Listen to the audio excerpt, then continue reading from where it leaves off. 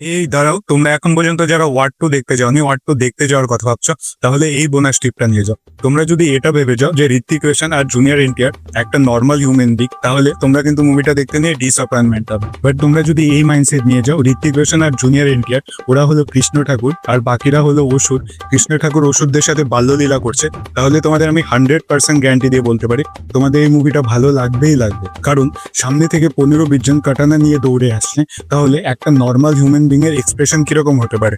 মানে মুখের মধ্যে ভয় থাকবে বা কিছু থাকবে, কিন্তু না ভাই না, এদের মুখের মধ্যে কোনো ভয় ডর কোনো কিছুই নেই। মানে তোরা কোথাকার কে, তোরা আসছিস, আয়, আমি তো কৃষ্ণ ঠাকুর, আমি তো ভগবান, তোরা আমার সাথে কি করতে পারবি? মানে সেম মুখের মধ্যে এই এক্সপ্রেশন ঋত্বিক রোশনেরও, এই এক্সপ্রেশন জুনিয়র এনটিআরও। মানে ওদেরকে কেউ কিছু করতে পারবে না, এটা ওরা খুব ভালোভাবেই জানে।